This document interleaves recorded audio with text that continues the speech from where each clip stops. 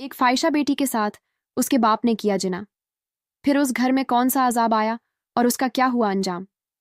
आइए आपको बताते हैं। यह वाक्य इबरत हासिल कीजिएगा और अस्तगफार पढ़ते हुए इस वीडियो को मुकम्मल ज़रूर देखिएगा। एक बार की बात है कि एक शख्स की कम उम्र में शादी हो गई थी, क्योंकि वह ऐसा चाहता था कि किसी ना महरम औरत की तरफ मेरी नज़र नहीं जाए। इससे बेहतर यह है कि मैं शरीयत की राह पर चलते हुए निकाह जैसे बंधन में बंध जाऊं। और दूसरी बात, निकाह करने से रिस्क बढ़ता है। वह खुद तो अच्छा इंसान था ही, लेकिन जो उसकी बीवी थी वह उससे भी ज्यादा नेक और खुशखलाक थी। उसको पाकर बहुत खुश था। पाकीज़ा मर्द के लिए पाकीज़ा औरत पाकीज़ा बीवी होती है। बीवी के बरकती कदमों ने उसका हाथ पकड़ा और वह आगे बढ़ता चला गया। उसको यकीन था कि मेरे हालात बदलेंगे, और हकीकत में उसको अल्लाह ताला की ज़ात पर पूरा यकीन और तकल था। उसने अपनी जवानी की ज़िंदगी में कभी भी किसी गैर औरत की तरफ नज़र उठाकर नहीं देखा। फिर कुछ सालों में उसके बच्चे हुए, जो कि अपने माँ बाप की बेहतरीन तरबियत में रहे। उसकी बीवी ने खुशी और गमी में हमेशा अपने शौहर का साथ दिया। अब उसके बच्चे जवान हो गए थे, लेकिन आजमाइश तो इंसान के ऊपर आती रहती है। ऐसा उसके साथ भी हुआ। एक बार हालात ऐसे बिगड़े कि वह शख्स बहुत ही ज्यादा तंगदस्त हो गया। नबत यहां तक पहुंची कि घर में फाके शुरू हो गए और खाने के लिए एक दाना तक नहीं होता था। बीवी अलग परेशान थी। बड़ा बेटा और बेटी दोनों समझदार हो चुके थे, और अब जो कुछ घर में होता उस बात के बारे में वह जानते थे। लेकिन छोटे बहन भाई कुछ नहीं जानते थे कि अचानक इतनी अमीरी से गरीबी कैसे आ गई। वह खाना मांगते बाप तो काम ढूंढने के लिए बाहर ही रहता। इधर बड़े बेटे ने परेशानी से फरारी हासिल कर ली, यानी मसले का हल ही निकाल लिया। वह बाप का सहारा नहीं बना, बल्कि दोस्तों के साथ वक्त गुजार कर आने लगा। दोस्तों ने इतना तंग किया कि वह शराब पीने लगा और जवारी बन गया। हराम तरीके से पैसा कमाने की फिक्र करता और खूब अय्याशी करता था। इंसान शराब पीकर होश में रहता ही कैसे है। वह कोठी पर जाने लगा। सब गुनाह के काम बाप से छुपकर करता और सारी रात बाहर गुजारता। जब सब घर वाले सो जाते तो वापस आ जाता। उस आदमी की बेटी भी अब जवान हो चुकी थी। वह तो रोज माँ को रोता देखती थी तो परेशान होकर रह जाती। अब जब फाके इंतहा से बढ़ गए तो वह लड़की अपने छोटे बहन भाइयों के फाके देखकर गलत कदम उठाने पर मजबूर हो गई। एक दिन बाप घर पर नहीं था। वह शहर से बाहर गया हुआ था, और भाई तो वैसे भी अपना टाइम अपने दोस्तों के साथ गुजारता था। उसने किसी से कोई बात नहीं की। वह दिल में इरादा करके घर से निकली, लेकिन हर कोई उसकी खूबसूरती देखकर उसको काम नहीं देना चाहता था, बल्कि कहता, तुम हमारे साथ एक रात गुनाह कर लो, एक रात हमें दे दो, तुम्हें लाखों दिरहम देंगे। वैसे वह बंद कदर लड़की नहीं थी, और ना वह अपने शौक से घर से बाहर निकलती थी। बस वह चाहती थी कि बाप के आने से पहले पहले वह इतना पैसा जमा कर ले कि कम से कम उसके घर में खाने पीने का बंदोबस्त हो जाएगा। लेकिन कोई भी उसको शरीफ के तरीके से नौकरी नहीं देना चाहता था, ताकि लिबास ओढ़ हुए। यह आदमी अंदर से वहसी दरिंदे थे जो अपनी बीवियों के सामने नेक बनते, पर इसलिए खूबसूरत लड़की को देखकर उनकी राल टपकने लगती। उस दिन तो वह नाकाम होकर घर लौट आई, और वह लड़की अब थक गई थी। बेबसी ने उसे घेर लिया। उसने सोच लिया कि चाहे मुझे अपना जिस्म ही क्यों ना बेचना पड़े, मैं खाने का सामान घर लेकर जरूर आऊंगी। मुझे अपने रोते हुए बहन भाइयों की शक्ल नहीं देखनी है। अब मैं जिस्म फरोशी करके कुछ खाने का बंदोबस्त करूंगी। दूसरे दिन वह घर से निकली और पूछते पूछते एक ऐसे इलाके में जा पहुंची जहां पर बाजार ए हुस्न था। पहली बार कोई लड़की अपनी खुशी से चलकर वहां आई थी, और वह लड़की बहुत ही भला की हसीन थी। वह एक औरत के सामने जाकर अपनी बात का इजहार करने लगी।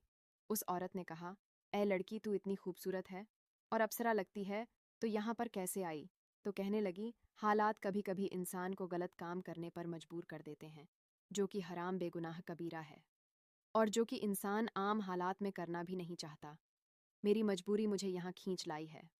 तो वह तवायफजादी कहने लगी कि एक अच्छी और नेक लड़की हो, तुम्हें यहाँ नहीं आना चाहिए था। तुम लौट जाओ और कोई और तरीका ढूंढो।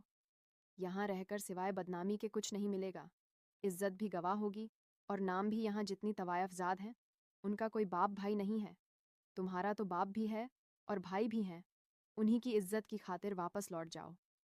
लड़की कहने लगी, मेरे वालिद साहब काम ढूंढते हैं, लेकिन उन्हें काम नहीं मिलता, और मेरा भाई, वह तो निखट्टू है। शराब पीकर घर में पड़ा रहता है, बाहर आवारागर्दी करता रहता है। पहले तो हमारे घर में बहुत खुशहाली थी, लेकिन अचानक हालात बदल गए, इसलिए मुझे यहाँ आना पड़ा। आप मुझे काम दे दें, मैं किसी को कुछ नहीं बताऊंगी, मैं यहाँ पर काम करती रहूंगी। तवायफजादी ने उसकी बेबसी को देखा तो वह रोते हुए कहने लगी, ठीक है, तुम यहाँ पर काम कर लो और फिर से कहूंगी कि एक नेक परहेजगार लड़की हो। यह काम नहीं करना चाहिए तुम्हें, लेकिन मजबूरी किसी भी इंसान से वह काम करवा देती है जो इंसान करना नहीं चाहता। वह लड़की उस कोठी की सबसे जवान तवायफजादी बन गई। उसके हुस्न को देखने के लिए लोग शहरों से आने लगे। वह भी बंद संवर कर उन बेशर्म मर्दों को अपनी अदाएं दिखाकर लोगों को अपनी जानिब मुतावज्जो करने लगी। उसकी वजह से वहां की रौनक बढ़ गई थी, वरना वहां पर इतने लोग नहीं आते थे।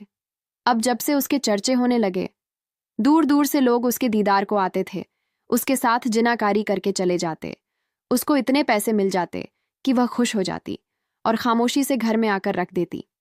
अभी उसने बात अपनी माँ को नहीं बताई थी और वह बताती भी नहीं कि वह कहाँ से पैसा कमा कर लाती है। उसके वालिद को गए हुए 1 महीना होने को आया था। पता चला कि वहां पर वह काम करने लगे हैं और यहाँ अब नहीं आ सकते। अब गरीबी दूर हो गई, उसके घर में बहुत सा खाना आने लगा। एक तरफ तवायफ की हराम कमाई आ रही थी, दूसरी तरफ भाई अपने बाप के पैसे को उड़ा रहा था। बाप कमा कर भेज रहा था। वह कहता कि बाप कमा कर भेज, मैं क्यों नहीं खर्च करूं, मेरा हक है। उसको बहन की कोई फिक्र नहीं थी कि वह कहाँ जाती है कमाने के लिए। एक दिन माँ ने कहा, बेटा तुम कहाँ जाती हो? रोज मुझे कहती हो मैं अपनी दोस्त के घर जाती हूँ, लेकिन यह रोज रोज चक्कर लगाना ठीक नहीं है। तुम्हारे अब्बा को पता चलेगा तो वह बहुत नाराज होंगे। तुम जानते नहीं हो, वह यह सब बात पसंद नहीं करते। तो कहने लगी, अम्मा मैं अपने दोस्त की अम्मी से पढ़ने जाती हूँ। आप जानती हैं ना कि मुझे कुरान पाक पढ़ने का कितना शौक है, और वह मुझे पढ़ाती हैं। इस तरह उसने झूठ बोलकर माँ को तो टाल दिया। पहले तो वह लाचार होकर वहां आई थी कि घर में दाल रोटी के लिए भी पैसे नहीं थे, लेकिन अब जो कि बाप भी बाहर से पैसे भेज रहा था तो उसकी मजबूरी खत्म हो गई। लेकिन अब उसे लत लग गई थी। ऐसी आदत बड़ी कि वह छोड़ना नहीं चाहती थी। उसे इस जिंदगी में मजा आने लगा।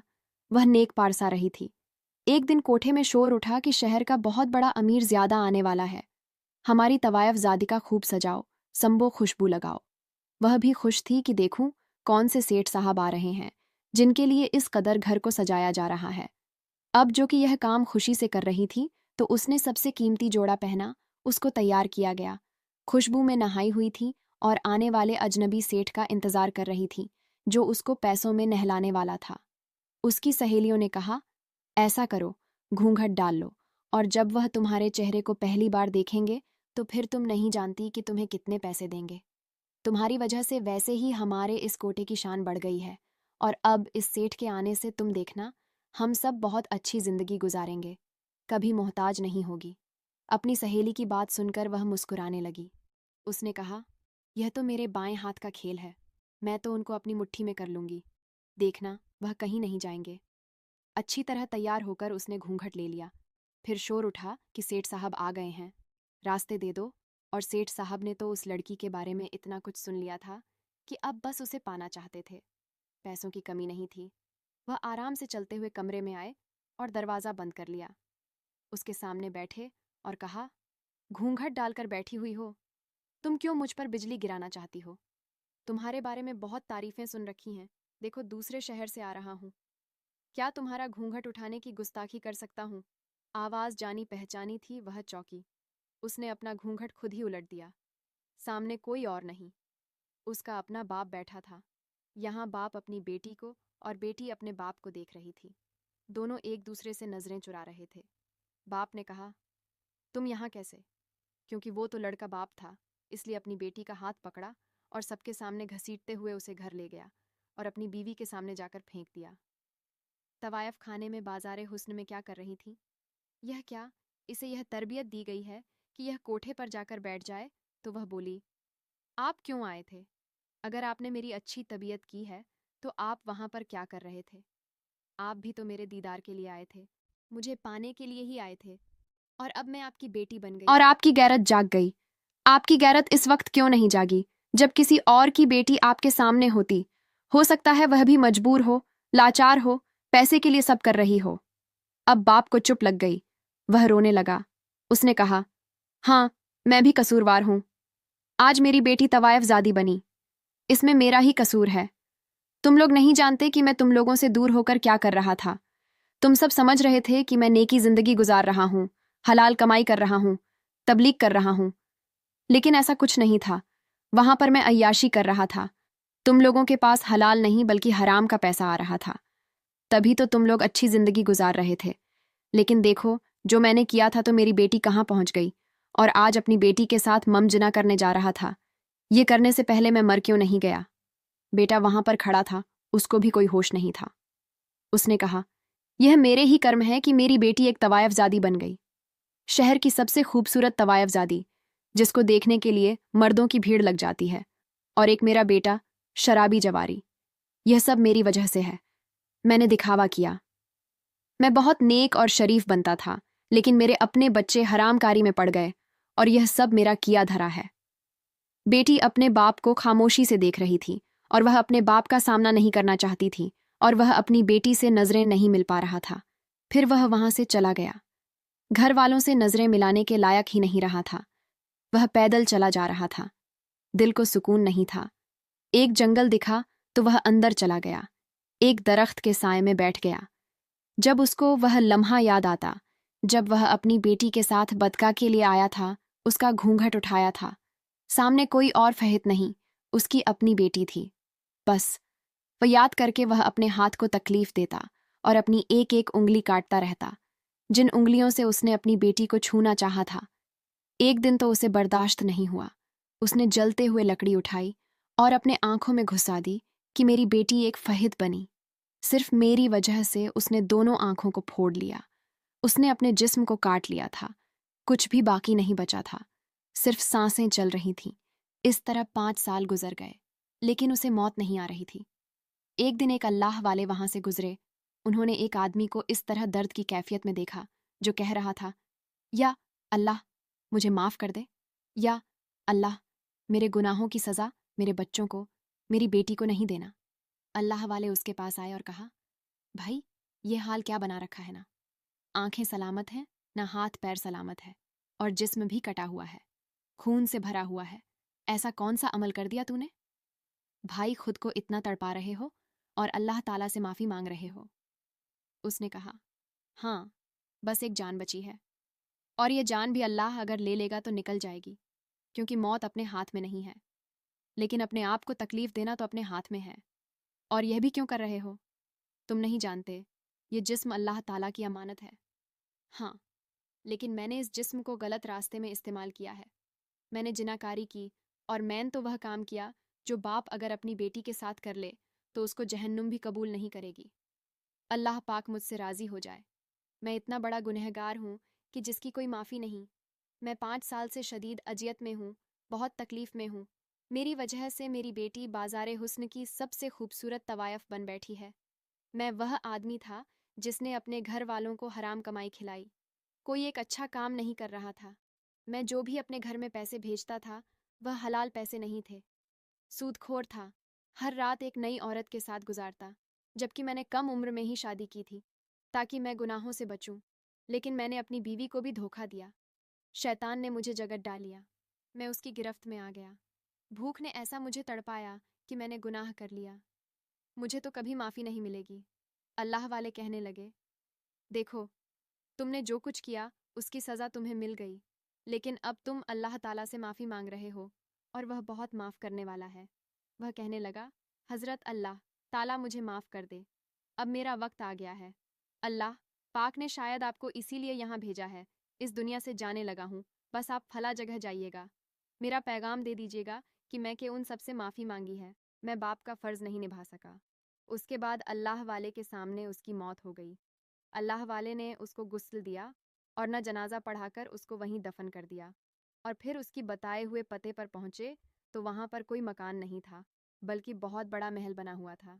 उसने कहा, इस फला आदमी की बेटी, बीवी और बेटा यहाँ पर रहता है। तो पता चला कि हाँ, यह उन्हीं का घर है। उसने कहा, उसने मिलना चाहता हूँ। नौकर ने उनको घर में बैठाया। इसके बाद एक हसीन नौजवान उनके सामने आया। जो बहुत ही पाकीज़ा और अच्छे किरदार का मालिक लग रहा था। उसने कहा, हजरत आप कौन हैं?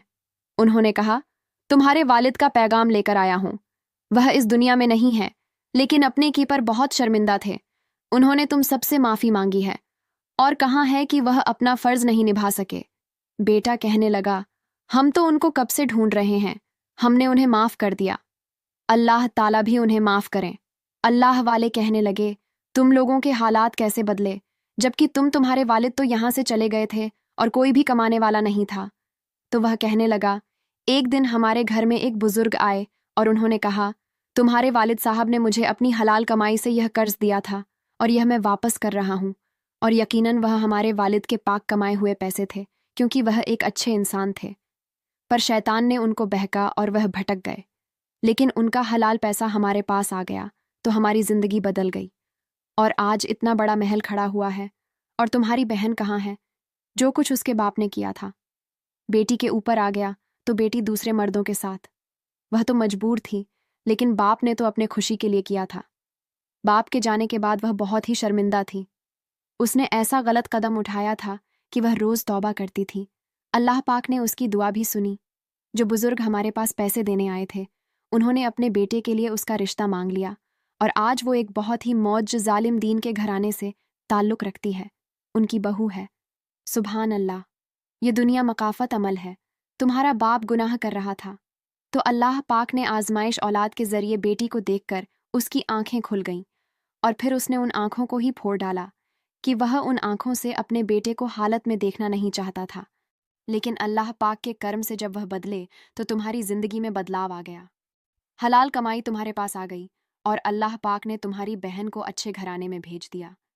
बाप की दुआ से तुम सब आज कहाँ से कहाँ पहुँच गए हो। यकीनन वालिदैन गलती करते हैं, लेकिन अगर वह सुधार ले तो जिंदगी संवर जाती है। सुभान अल्लाह। आज की वीडियो में था बस इतना ही। मज़ीद ऐसी ही इस्लामिक वीडियो हासिल करने के लिए चैनल को सब्सक्राइब करके हमारी फैमिली का हिस्सा ज़रूर बनिए। अल्लाह हाफिज़।